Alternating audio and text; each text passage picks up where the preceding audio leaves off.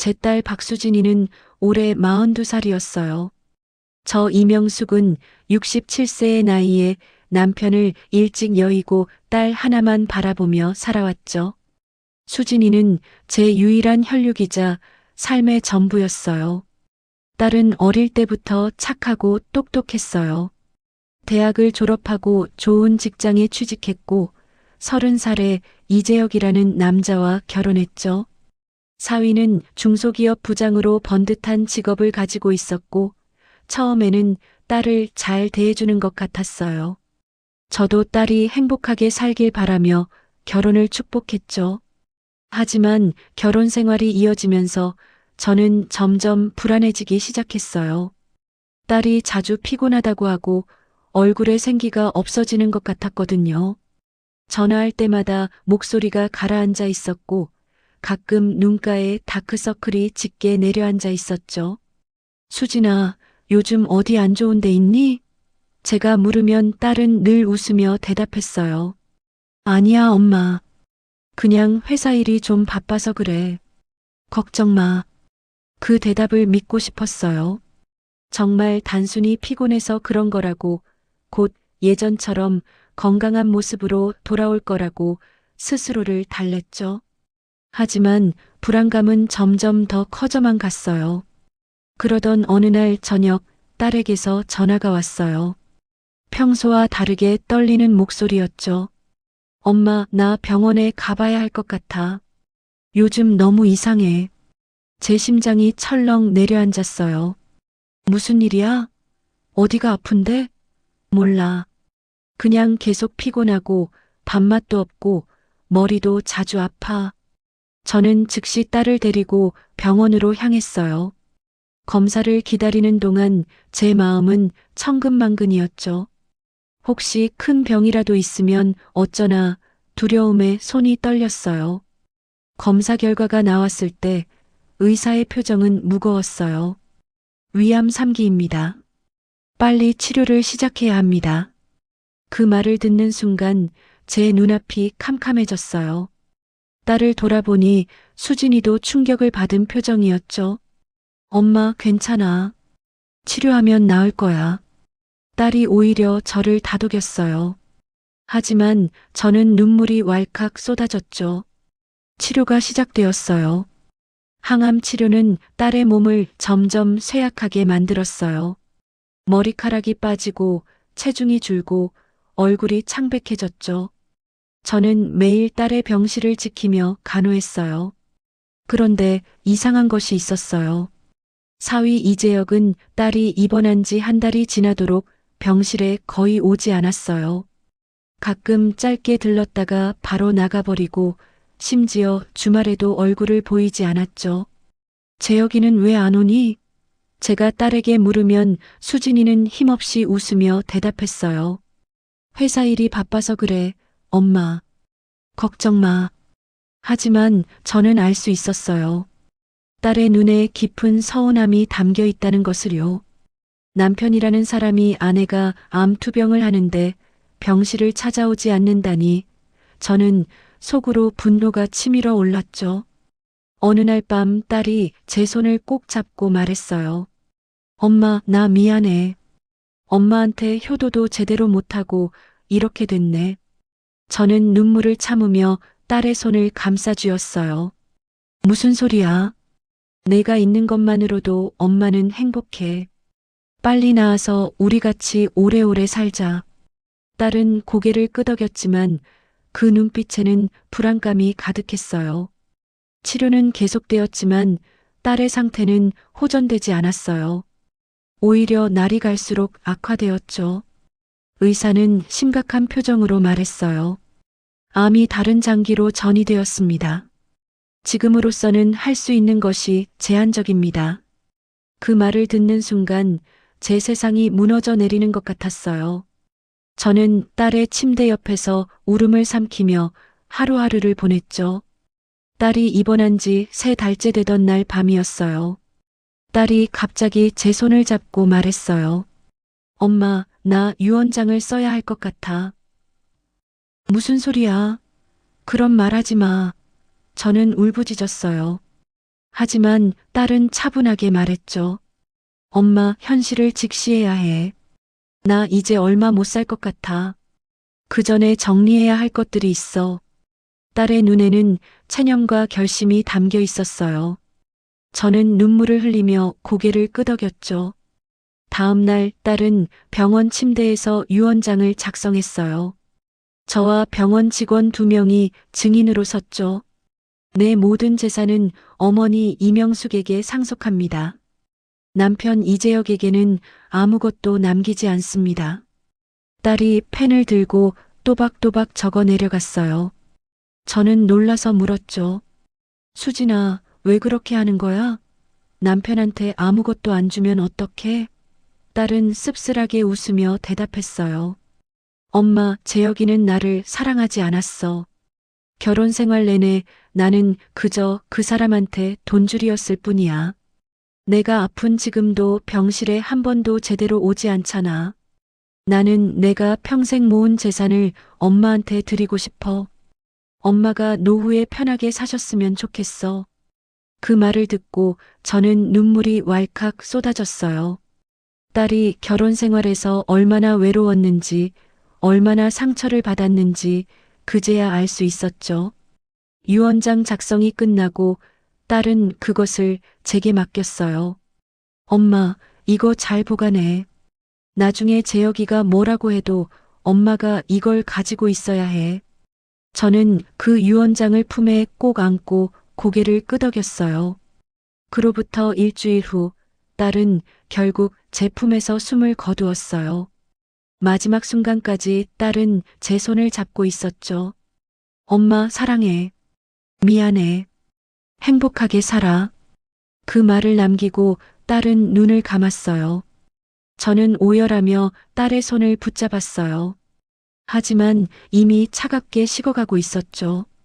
장례식은 조촐하게 치러졌어요. 딸의 직장 동료들과 친구들이 찾아와 눈물을 흘렸죠. 하지만 사위는 장례식 내내 무표정한 얼굴이었어요. 슬픔이나 후회 같은 감정은 전혀 보이지 않았죠. 오히려 무언가 계산하는 듯한 눈빛이었어요. 장례가 끝나고 집으로 돌아왔을 때 저는 몸과 마음이 완전히 지쳐 있었어요. 딸을 잃은 슬픔이 저를 짓누르고 있었죠.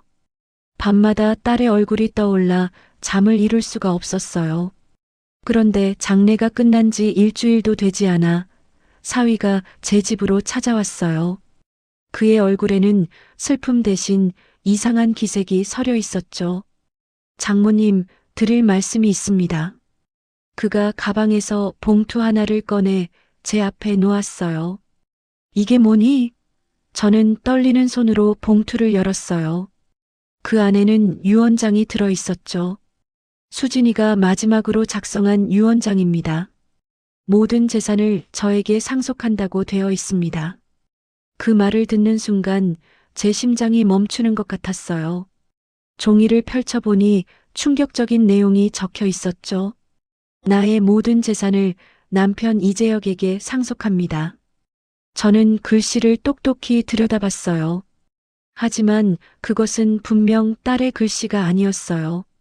수십 년을 함께 살며 딸의 편지, 메모, 일기까지 다 보아온 제가 어찌 모를 수 있겠어요? 저는 분노로 온몸이 떨렸어요. 이건 수진이 글씨가 아니야. 내가 위조한 거지? 사위는 눈 하나 깜빡하지 않고 대답했어요. 무슨 말씀이세요? 수진이가 임종 직전에 직접 저한테 준 겁니다. 장모님은 그때 잠시 자리를 비우셨잖아요. 그 뻔뻔한 거짓말에 저는 치가 떨렸어요. 딸이 죽기 직전까지 저는 단 한순간도 딸의 곁을 떠난 적이 없었거든요. 거짓말하지 마. 나는 수진이 곁을 한 번도 떠난 적 없어. 내가 언제 병실에 왔었는데? 저는 고함을 질렀어요. 하지만 사위는 미소를 잃지 않았죠. 장모님, 저도 당당합니다. 법적으로 처리하시죠. 그 말을 듣고 저는 결심했어요. 좋아. 법대로 하자. 법정에서 진실을 밝히자. 사위는 여전히 당당한 표정으로 고개를 끄덕였어요. 네, 그렇게 하시죠.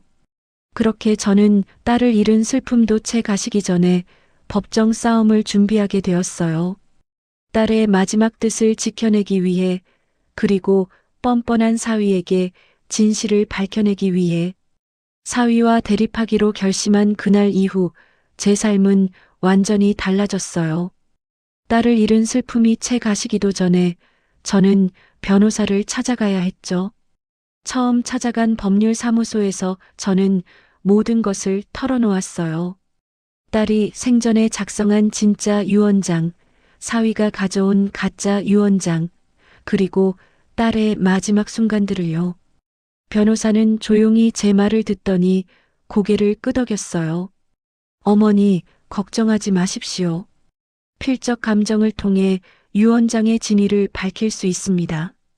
또한 병원 CCTV와 간호 기록도 중요한 증거가 될 수 있습니다. 그 말에 저는 조금이나마 안도했어요. 제발 진실을 밝혀주세요. 제 딸의 마지막 뜻을 지켜야 합니다. 저는 간절히 부탁했죠. 변호사는 즉시 증거 수집에 나섰어요. 먼저 딸이 생전에 남긴 모든 필적 자료를 모았죠. 딸이 쓴 편지, 메모, 일기장, 심지어 회사 서류까지 모든 것이 증거가 될 수 있었어요. 그리고 병원의 CCTV 영상을 요청했어요.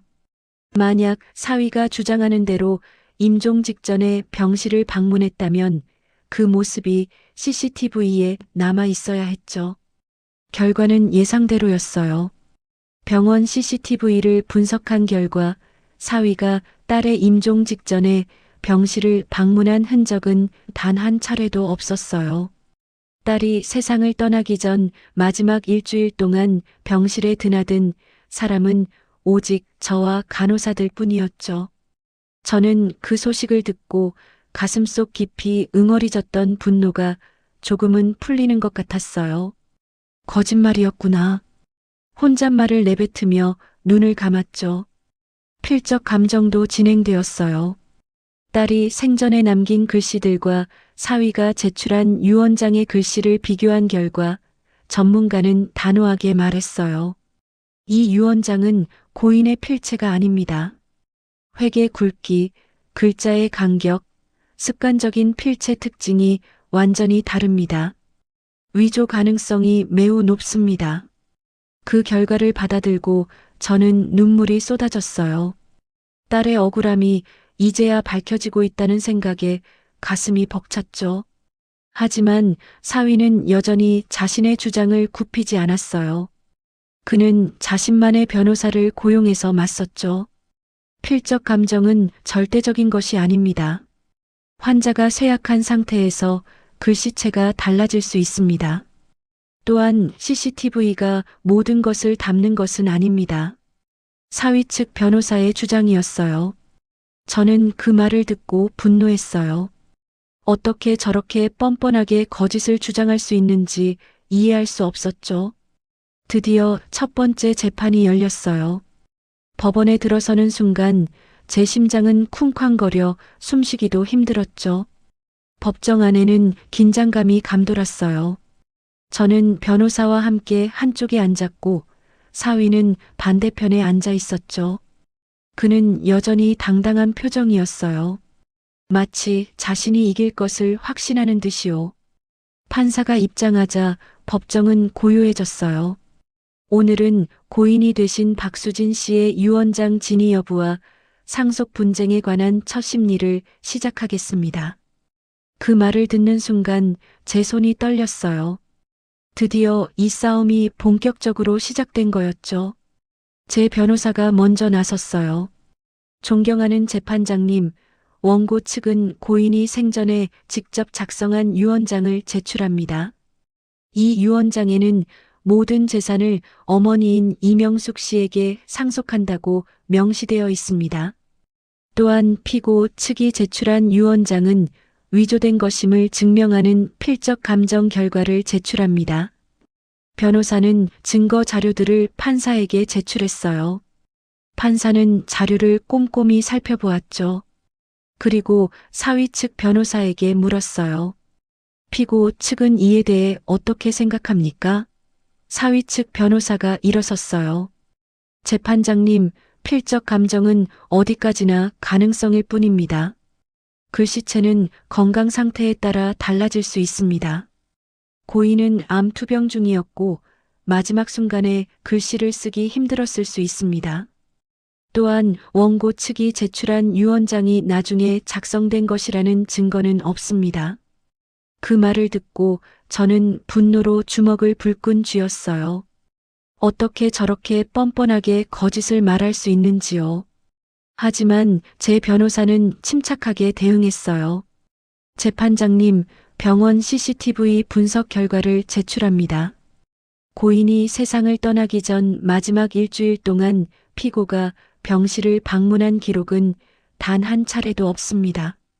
피고는 임종 직전에 유언장을 받았다고 주장하지만 이는 CCTV 증거와 완전히 모순됩니다. 법정안이 술렁였어요. 방청석에서 작은 탄식이 흘러나왔죠. 사위의 표정이 순간 굳어졌어요. 하지만 곧 다시 평정을 찾았죠. 판사는 고개를 끄덕이며 말했어요. 양측의 주장을 충분히 검토하겠습니다. 다음 기일에 추가 증거와 증인을 준비해 주십시오. 첫 재판이 끝나고 법정을 나서는데 사위가 저를 스쳐 지나갔어요. 그는 낮은 목소리로 말했죠. 장모님, 포기하세요. 이길 수 없습니다. 저는 그의 눈을 똑바로 쳐다보며 대답했어요. 두고 보자. 진실은 반드시 밝혀질 거다. 사위는 피식 웃으며 자리를 떠났어요. 그 뻔뻔한 태도에 저는 이를 악물었죠. 집으로 돌아와 저는 딸의 영정 앞에 앉았어요. 수진아, 엄마가 반드시 내 뜻을 지켜낼게. 저 뻔뻔한 놈이 내 마지막 소원을 짓밟게 두지 않을 거야. 저는 눈물을 흘리며 다짐했죠. 재판 준비는 계속되었어요. 저는 딸이 남긴 모든 흔적을 뒤져가며 증거를 모았죠. 딸의 일기장에는 결혼 생활의 고통이 고스란히 담겨 있었어요. 재혁은 나를 사랑하지 않는다. 내가 버는 돈에만 관심이 있을 뿐이다. 외롭다. 너무 외롭다. 그 글을 읽으며 저는 가슴이 미어졌어요. 딸이 얼마나 외로운 결혼 생활을 했는지 비로소 알게 되었죠. 다음 재판을 위해 저는 증인도 준비했어요. 딸의 병실을 담당했던 간호사가 법정에 서기로 했죠. 고인의 임종 직전에 남편이 병실을 방문한 적이 있습니까? 제 변호사가 물었어요. 간호사는 단호하게 대답했어요. 아니요. 고인이 세상을 떠나기 전 마지막 일주일 동안 남편분은 단 한 번도 병실에 오지 않았습니다. 고인의 어머니만 곁을 지키고 계셨습니다. 그 증언을 듣고 법정안이 웅성거렸어요. 사위의 표정이 순간 일그러졌죠. 하지만 그는 여전히 포기하지 않았어요. 사위 측 변호사가 나섰죠. 증인은 24시간 병실을 지킨 것이 아니지 않습니까? 잠깐 자리를 비운 사이에 피고가 방문했을 수도 있습니다. 간호사는 고개를 저으며 대답했어요. 아닙니다. 고인의 상태가 위중했기 때문에 저희는 교대로 계속 병실을 관찰했습니다. 모든 방문자는 기록됩니다. 피고의 방문 기록은 없습니다. 그 말에 사위의 얼굴이 창백해졌어요. 하지만 그는 여전히 당당한 척했죠. 재판이 끝나고 법정을 나서면서 저는 조금씩 희망이 생기기 시작했어요. 진실이 밝혀지고 있다는 확신이 들었죠.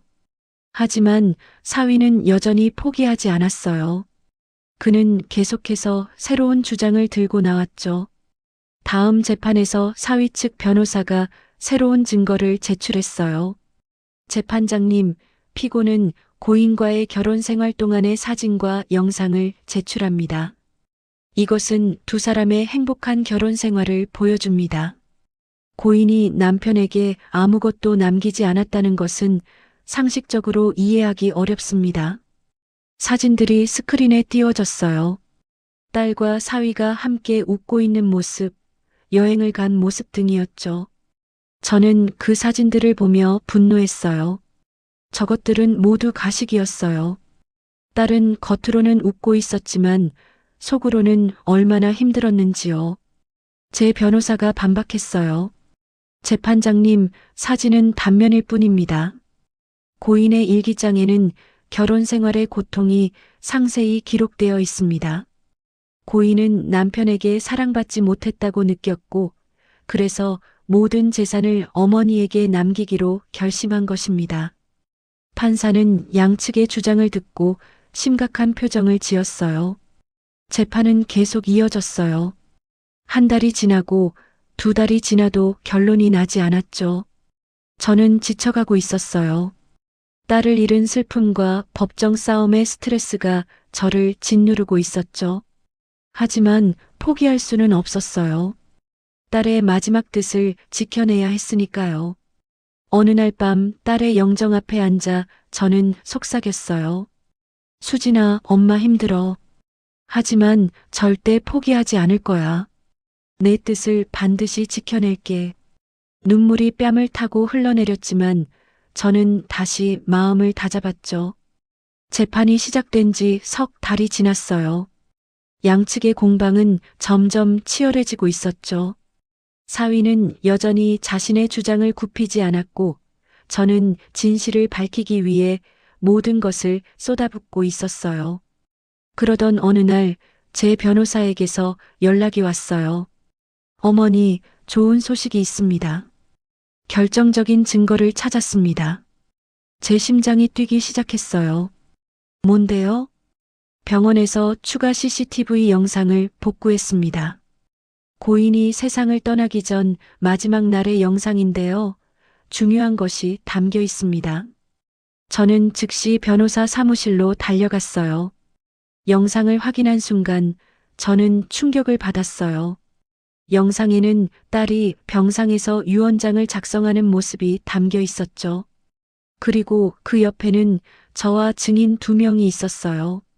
딸이 펜을 들고 글씨를 쓰는 모습, 그리고 완성된 유언장을 제게 건네는 모습까지 모두 촬영되어 있었죠. 이거면 됩니다. 이 영상이 고인이 직접 유언장을 작성했다는 결정적인 증거입니다. 피고 측이 제출한 유언장은 이 이후에 위조된 것이 분명합니다. 변호사가 확신에 찬 목소리로 말했어요. 저는 눈물이 왈칵 쏟아졌어요. 드디어 진실이 완전히 밝혀지는 순간이었죠. 다음 재판에서 이 영상이 공개되었어요. 법정 스크린에 영상이 재생되자 모든 사람의 시선이 집중되었죠. 영상 속에서 딸은 또박또박 글씨를 써내려가고 있었어요. 그리고 완성된 유언장에는 명확하게 모든 재산을 어머니 이명숙에게 상속합니다라고 적혀 있었죠. 판사는 영상을 꼼꼼히 확인했어요. 그리고 사위를 향해 물었죠. 피고는 이 영상에 대해 어떻게 생각합니까? 분명히 고인이 직접 유언장을 작성하는 모습이 담겨 있습니다. 그리고 그 유언장에는 피고에 대한 언급이 전혀 없습니다. 사위의 얼굴이 순간 창백해졌어요. 그는 말을 더듬거렸죠. 그건 저 영상이 조작되었을 수도 있습니다. 법정 안이 웅성거렸어요. 판사의 표정이 차갑게 변했죠. 피고의 주장에 근거가 있습니까? 이 영상은 병원의 공식 CCTV에서 추출된 것입니다. 사위는 대답하지 못했어요. 그의 당당했던 표정은 완전히 사라져 있었죠. 제 변호사가 나섰어요. 재판장님, 이 영상은 고인이 정상적인 상태에서 자발적으로 유언장을 작성했음을 명확히 보여줍니다. 피고 측이 제출한 유언장은 이 이후에 위조된 것이 분명합니다. 또한 필적 감정 결과와 CCTV 방문 기록, 간호사 증언까지 모든 증거가 피고의 주장을 부정합니다. 판사는 고개를 끄덕였어요. 충분히 검토했습니다. 양측의 최종 변론을 듣고 판결을 내리겠습니다. 최종 변론 날이 되었어요. 제 변호사가 먼저 나섰죠. 존경하는 재판장님, 고인은 평생을 성실히 살며 자신의 재산을 모았습니다. 그리고 마지막 순간 자신을 진심으로 사랑해준 어머니에게 모든 것을 남기기로 결심했습니다. 이것은 고인의 명확한 의지입니다. 그러나 피고는 이 의지를 무시하고 거짓 유언장을 만들어 고인의 재산을 탈취하려 했습니다. 이는 고인에 대한 모독이며 법적으로 엄중히 처벌받아야 합니다. 법정이 조용해졌어요. 모든 사람이 숨을 죽이고 듣고 있었죠. 사위 측 변호사가 마지막으로 나섰어요.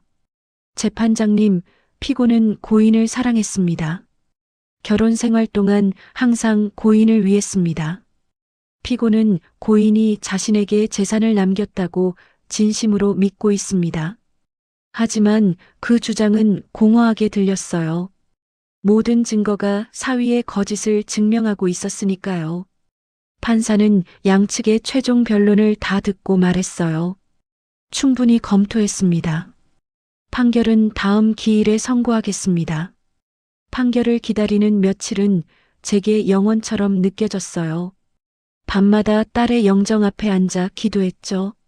수진아, 이제 곧 끝나. 엄마가 내 뜻을 지켜낼 수 있게 힘을 줘. 드디어 판결 선고일이 왔어요. 법원에 들어서는 순간 제 심장은 터질 것 같았죠. 판사가 입장하고 법정이 고요해졌어요.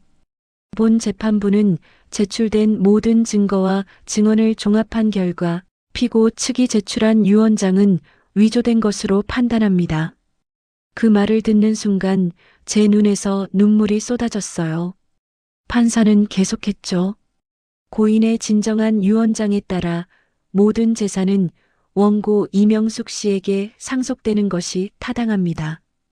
또한 피고 이재혁 씨는 사문서 위조 및 행사 혐의로 징역 2년을 선고합니다.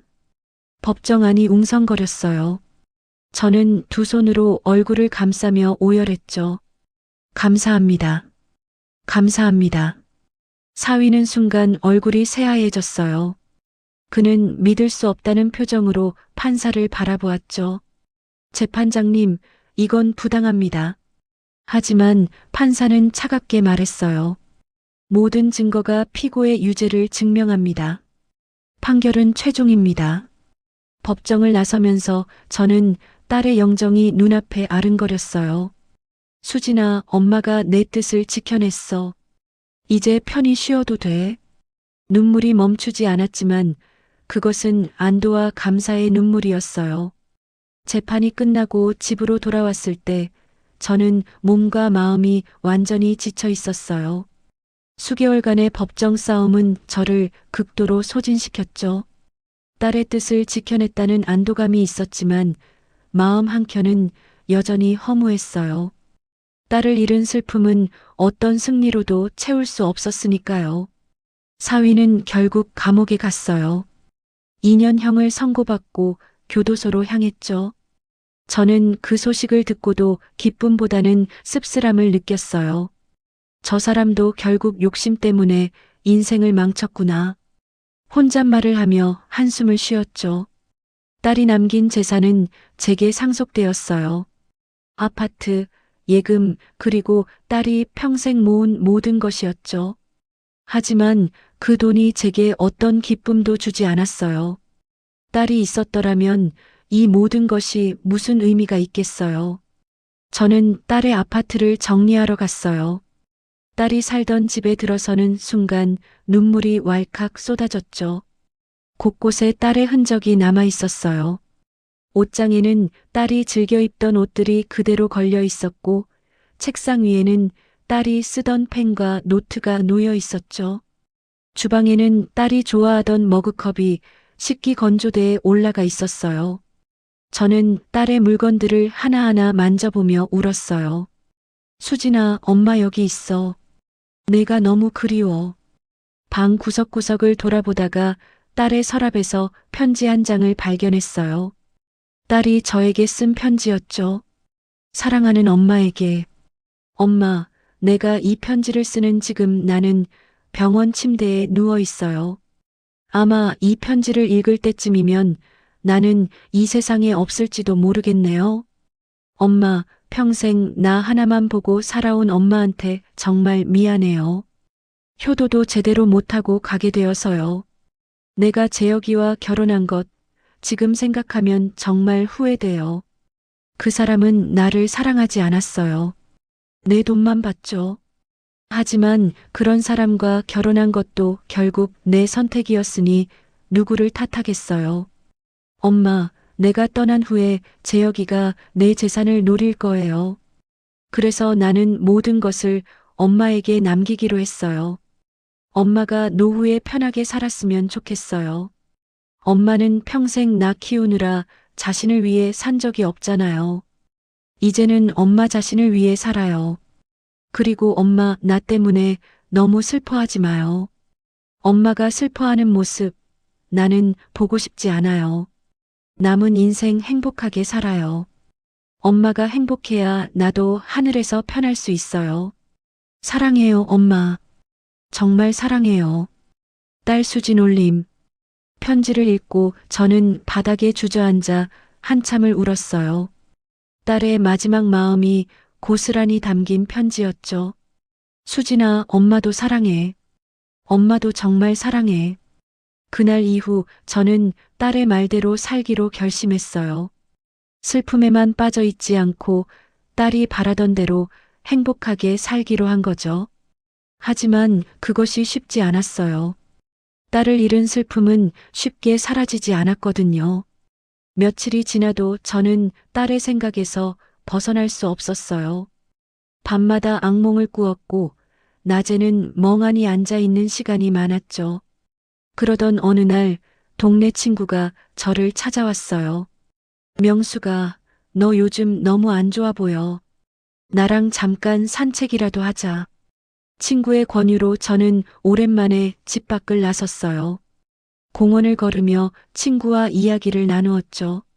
수진이 일이 너무 안타깝다. 하지만 넌 살아야 해. 수진이도 내가 이렇게 사는 걸 원하지 않을 거야. 친구의 말이 맞았어요. 딸은 저에게 행복하게 살라고 했죠. 그날 이후 저는 조금씩 일상을 되찾기 시작했어요. 아침에 일어나 산책을 하고 건강을 챙기기 시작했죠. 딸이 남긴 돈으로 저는 작은 집을 마련했어요. 딸의 흔적이 곳곳에 남아있는 곳에서 계속 살 수는 없었거든요. 새 집에서 저는 새로운 시작을 했어요. 딸의 사진을 거실에 걸어두고 매일 아침 인사를 했죠. 수진아, 좋은 아침.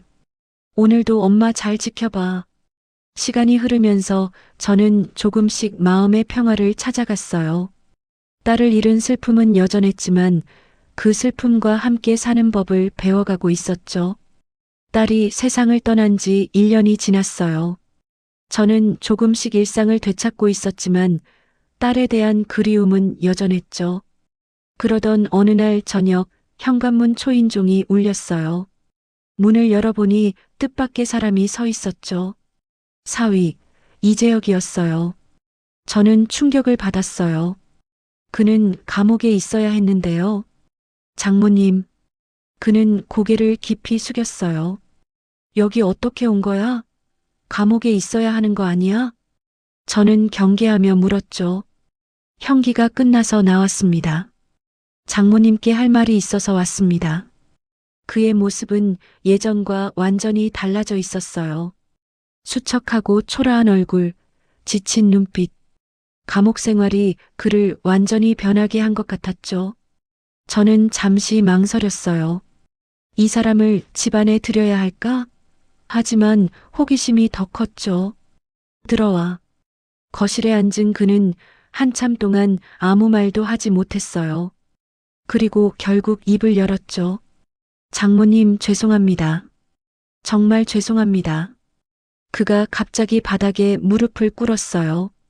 저는 놀라서 바라보았죠. 제가 잘못했습니다. 수진이를 사랑하지 않았습니다. 돈만 받습니다.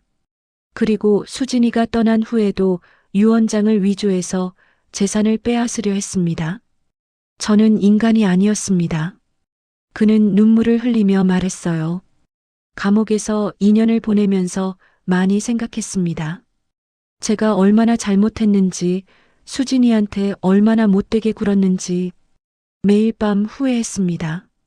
저는 아무 말 없이 그를 바라보았어요.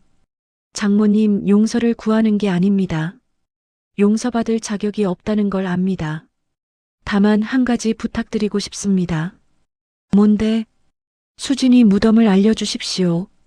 제대로 인사하고 싶습니다. 생전에 제대로 사랑해주지 못한 것 사과하고 싶습니다. 그 말을 듣고 저는 복잡한 감정이 밀려왔어요. 이 사람이 진심일까? 아니면 또 다른 속셈이 있는 것일까? 한참을 생각한 끝에 저는 대답했어요. 내일 아침에 데려다 줄게. 하지만 다른 속셈이 있으면 가만두지 않을 거야. 네, 감사합니다. 다른 마음 없습니다. 그는 다시 한번 깊이 고개를 숙였죠. 다음 날 아침 저는 그를 데리고 딸의 무덤으로 갔어요. 딸은 제가 고향 근처의 묘지에 모셔두었죠. 무덤 앞에 선 그는 한참 동안 아무 말도 하지 못했어요. 그리고 결국 무릎을 꿇고 울기 시작했죠. 수진아, 미안해. 정말 미안해. 내가 너한테 너무 못되게 굴었어. 내가 아플 때도 제대로 돌봐주지 않았어. 죽을 때까지 후회할 거야. 그는 한참 동안 울었어요. 저는 그 모습을 지켜보며 복잡한 마음이 들었죠. 이 사람이 진심으로 후회하는 것일까? 무덤을 나서면서 그가 말했어요. 장모님, 저 이제 이 도시를 떠날 생각입니다. 새로운 곳에서 새 삶을 시작하려 합니다. 다시는 장모님을 귀찮게 하지 않겠습니다. 그래, 그게 좋겠다. 저는 담담하게 대답했죠. 마지막으로 한 가지만 드리고 싶습니다. 그가 봉투 하나를 건넸어요. 이게 뭐야? 제가 가진 모든 돈입니다. 수진이한테 받은 돈은 아니지만 그래도 수진이를 위해 쓰셨으면 합니다. 저는 그 봉투를 받지 않았어요. 필요 없어. 가져가. 장모님, 제발 받아주십시오. 이게 제가 할 수 있는 유일한 속죄입니다. 그의 눈에는 간절함이 담겨 있었어요. 저는 잠시 생각한 끝에 봉투를 받았죠. 알았어. 수진이를 위해 쓸게. 감사합니다. 정말 감사합니다. 그는 다시 한번 깊이 고개를 숙이고 떠났어요. 저는 그 봉투를 열어보았어요. 안에는 적지 않은 돈이 들어 있었죠. 집으로 돌아와 저는 생각에 잠겼어요. 그가 진심으로 후회하는 것일까? 아니면 또 다른 속셈이 있는 것일까? 하지만 더 이상 그를 생각하고 싶지 않았어요. 그는 이미 제 인생에서 떠난 사람이었으니까요. 저는 그 돈을 딸의 이름으로 기부하기로 결심했어요. 딸이 좋아했을 일에 쓰는 것이 맞다고 생각했죠. 암 환자를 돕는 단체에 그 돈을 전부 기부했어요. 딸처럼 암으로 고통받는 사람들을 돕는 것, 그것이 딸을 위한 일이라고 생각했거든요. 기부를 하고 나서 마음이 한결 편해졌어요. 딸이 하늘에서 웃고 있을 것 같았죠. 딸이 세상을 떠난 지 3년이 흘렀어요. 저는 70세의 나이에도 건강하게 살고 있었죠. 딸이 남긴 재산 덕분에 경제적인 걱정은 없었어요. 하지만 여전히 딸에 대한 그리움은 컸죠. 저는 외로움을 달래기 위해 다양한 활동을 시작했어요. 동네 노인정에 나가 친구들을 만나고 요리 교실에도 등록했죠. 새로운 사람들을 만나면서 조금씩 활력을 되찾아갔어요. 어느 날 요리 교실에서 만난 친구가 말했어요. 명수가, 너 요즘 많이 밝아졌다. 보기 좋아. 그래, 고마워. 저는 웃으며 대답했죠. 근데 혼자 살면 외롭지 않아? 우리 나이에 혼자 사는 거 쉽지 않잖아. 친구의 말에 저는 잠시 생각했어요. 물론 외로웠죠. 하지만 딸의 기억과 함께라면 버틸 수 있었어요. 괜찮아. 수진이가 하늘에서 지켜보고 있으니까. 저는 담담하게 대답했죠. 그러던 어느 날 저는 예전에 딸과 자주 갔던 카페를 찾았어요. 딸이 좋아하던 카페라면 그곳이었죠. 카페에 앉아 커피를 마시는데 옆 테이블에 젊은 여자가 앉았어요. 그녀는 노트북으로 무언가를 열심히 작업하고 있었죠. 문득 그녀가 딸과 비슷한 나이라는 생각이 들었어요. 딸이 살아있었다면 저렇게 열심히 일하고 있었을 텐데. 저는 무심코 그녀를 쳐다보고 있었나 봐요. 그녀가 시선을 느끼고 저를 바라보았죠. 안녕하세요? 그녀가 밝게 웃으며 인사했어요. 아, 안녕하세요. 미안해요. 무심코 쳐다봤네요. 저는 민망해하며 대답했죠. 괜찮아요. 혹시 무슨 일 있으세요? 그녀의 따뜻한 목소리에 저는 마음이 놓였어요. 아니에요. 그냥 딸이 생각나서요. 딸이 당신 나이쯤 됐을 거예요. 아, 그러시군요. 따님은 어디 사세요? 그 질문에 저는 잠시 말을 잃었어요. 그리고 결국 입을 열었죠. 세상을 떠났어요. 3년 전에 그녀의 표정이 순간 어두워졌어요. 죄송합니다. 몰랐어요. 괜찮아요. 이제는 말할 수 있어요. 저는 웃으며 대답했죠. 그날 이후 저는 그녀와 친해졌어요. 그녀의 이름은 김지은이었고 프리랜서 디자이너였죠. 우연히 같은 카페에서 자주 마주치면서 대화를 나누게 되었어요. 어머니, 오늘은 뭐 하셨어요? 그녀가 물으면 저는 그날 있었던 일들을 이야기했죠. 그녀는 항상 귀 기울여 들어주었어요. 어느새 그녀는 저에게 딸 같은 존재가 되어갔어요. 물론 수진이를 대신할 수는 없었지만 그녀와 함께하는 시간이 저에게 큰 위로가 되었죠. 어머니, 이번 주말에 같이 나들이 가실래요? 제가 예쁜 곳 알아요. 그녀가 제안하면 저는 기꺼이 따라갔어요. 젊은 친구와 함께하는 시간이 저를 더욱 젊게 만들어주는 것 같았죠. 어느 날 지은이가 말했어요. 어머니, 저 사실 부모님이 안 계세요. 어릴 때 돌아가셨거든요. 그래서 어머니를 뵐 때마다 제 엄마 같아서 좋아요. 그 말을 듣고 저는 가슴이 뭉클해졌어요. 나도 내가 딸 같아서 좋아. 앞으로도 자주 보자. 저는 진심으로 말했죠. 그렇게 저는 지은이와 특별한 인연을 맺었어요. 그녀는 저에게 새로운 삶의 활력을 주었고, 저는 그녀에게 부모의 사랑을 주었죠. 딸이 세상을 떠난 지 5년이 지났어요. 저는 72세의 나이에 건강하고 활기차게 살고 있었죠. 지은이와의 인연은 계속되었어요. 그녀는 이제 저에게 진짜 딸 같은 존재가 되었죠.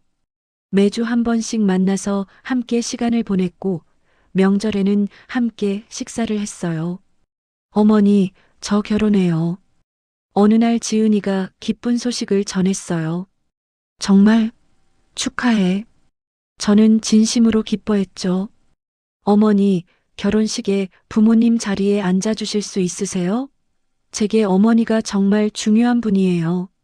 그 말을 듣고 저는 눈물이 났어요. 물론이지.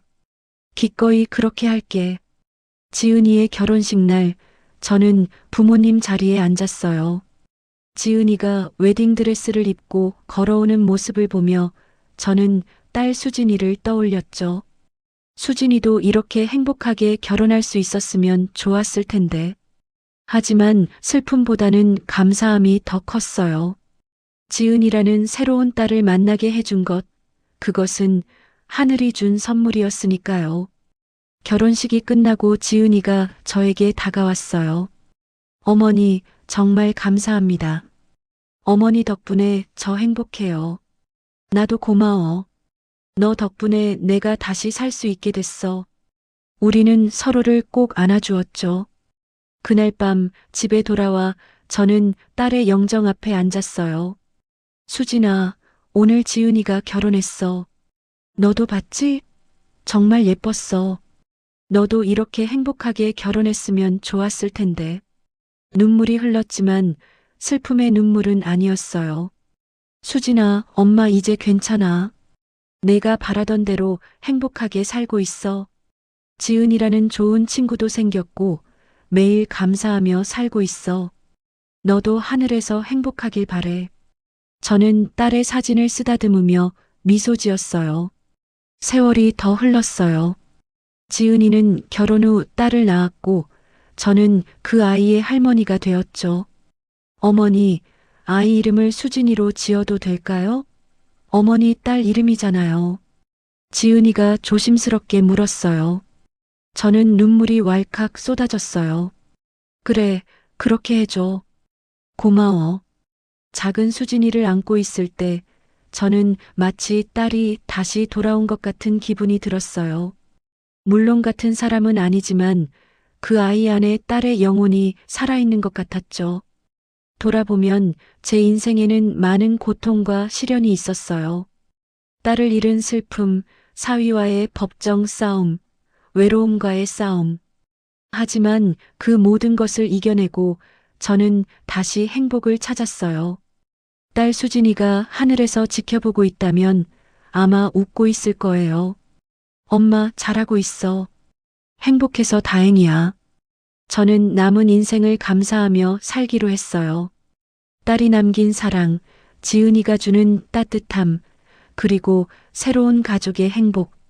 그것들이 제 삶을 가득 채우고 있었으니까요. 이제 저는 더 이상 과거의 아픔에 매달리지 않아요. 대신 현재의 행복에 감사하며 미래를 기대하며 살고 있죠. 딸 수진이가 남긴 마지막 말이 떠올라요. 엄마, 행복하게 살아. 저는 그 약속을 지키고 있어요. 비록 딸은 곁에 없지만 딸의 사랑은 영원히 제 마음속에 남아있으니까요. 그리고 그 사랑이 저를 다시 일으켜 세웠고 새로운 삶을 살 수 있게 해주었어요. 삶은 계속되고 사랑도 계속됩니다. 그것이 제가 배운 가장 큰 교훈이에요. 구독과 좋아요는 저희에게 큰 힘이 됩니다. 여러분의 따뜻한 응원이 더 좋은 이야기를 전하는 원동력이 되어요. 구독 버튼과 좋아요 버튼을 눌러주시면 감사하겠습니다.